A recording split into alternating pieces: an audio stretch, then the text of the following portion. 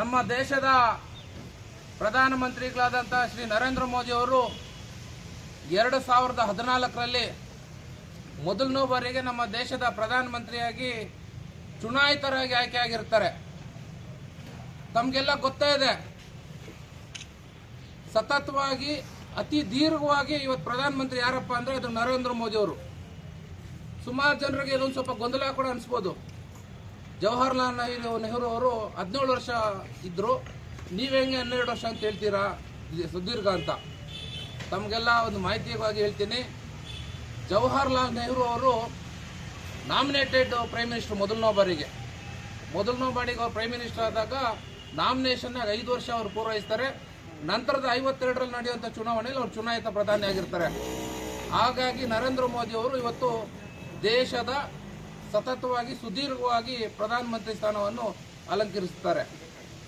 ಈ ಒಂದು ಸಮಯದಲ್ಲಿ ಆ ದೇವರಲ್ಲಿ ನಾವು ಬೇಡೋದಿಷ್ಟೇ, ದೇವರು ಅವ್ರಿಗೆ ಅಷ್ಟ ಐಶ್ವರ್ಯ ಕೊಡಲಿ, ಆರೋಗ್ಯ ಕೊಡಲಿ, ಇನ್ನೂ 20-25 ವರ್ಷ ನಮ್ಮ ಭಾರತದ ಪ್ರಧಾನಮಂತ್ರಿಯಾಗಿ ಅವರೇ ಮುಂದುವರಿಲಿ ಅಂತ ನಾವು ದೇವರಲ್ಲಿ ಪ್ರಾರ್ಥನೆ ಮಾಡೋಕ್ಕೆ ಇಲ್ಲಿ ಬಂದಿದ್ದೀವಿ.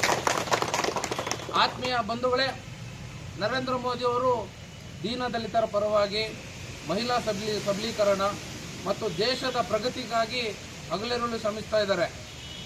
ನಮ್ಮ ದೇಶವನ್ನು ಒಂದು ಸ್ವಾವಲಂಬಿ ದೇಶವನ್ನಾಗಿ ಮಾಡಬೇಕು. ಯಾವುದೇ ಒಂದು ಉತ್ಪನ್ನಗಳಾಗಿರಲಿ ಸ್ವದೇಶಿಯಾಗಿರಬೇಕು. ಆದಷ್ಟು ಬೇರೆ ದೇಶದಿಂದ ಉತ್ಪನ್ನ ಮಾಡೋದು ನಿಲ್ಲಿಸಬೇಕು ಅಂತ ಮೇಕ್ ಇನ್ ಇಂಡಿಯಾ ಅಂತ ಒಂದು ಕಾನ್ಸೆಪ್ಟಲ್ಲಿ ಏನು ಶುರುವಾಯಿತು, ಇವತ್ತು ಸುಮಾರಷ್ಟು ಕಂಪನಿಗಳು ನಮ್ಮ ದೇಶದಲ್ಲೇ ಉತ್ಪತ್ತಿಯಾಗಿದೆ. ಸಾವಿರಾರು ಲಕ್ಷಾಂತರ ಯುವಕರಿಗೆ ಇಲ್ಲಿ ಕೆಲಸ ಕೊಡುವಂಥ ಕೆಲಸ ಆಗಿದೆ ನರೇಂದ್ರ ಮೋದಿಯವರು. ಇವತ್ತು ನರೇಂದ್ರ ಮೋದಿಯವರು ಅಂತಂದರೆ ಕೇವಲ ಒಂದು ಭಾರತಕ್ಕೆ ಸೀಮಿತವಲ್ಲ, ಒಂದು ವಿಶ್ವ ಮಾನವ, ಒಂದು ವಿಶ್ವ ನಾಯಕ ಅಂತಂದ್ರೆ ತಪ್ಪಾಗಲಾರ್ದು.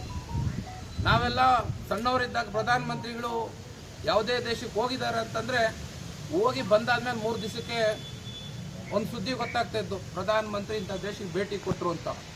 ಇವತ್ತು ಹೆಂಗಿದೆ ಅಂದರೆ ಒಂದು ನಮ್ಮ ಪ್ರಧಾನಮಂತ್ರಿ ಒಂದು ದೇಶಕ್ಕೆ ಹೋಗ್ತಾರೆ ಅಂದರೆ ಆ ದೇಶದ ಸಾರ್ವಜನಿಕರು, ಆ ದೇಶದ ರಾಜಕಾರಣಿಗಳು ಮೋದಿಯವರು ಬರ್ತಾರೆ ಅಂತಲೇ ಕಾಯ್ತಿರ್ತಾರೆ, ಅದಕ್ಕೆ ಪ್ರಿಪ್ರೇಷನ್ ಮಾಡ್ತಿರ್ತಾರೆ.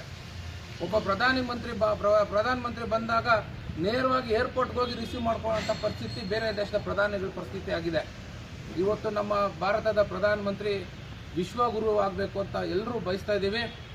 ಹಾಗಾಗಿ ಇವತ್ತು ನಾವು ಕೋದಂಡರಾಮ ಸ್ವಾಮಿ ದೇವಸ್ಥಾನದಲ್ಲಿ ಈ ಒಂದು ವಿಶೇಷ ಪೂಜೆ ಹಮ್ಮಿಕೊಂಡಿದ್ದೀವಿ.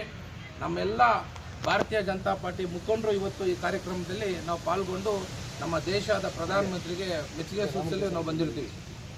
ಇನ್ನೊಂದು ಸಣ್ಣ ವಿಚಾರ ನಾನು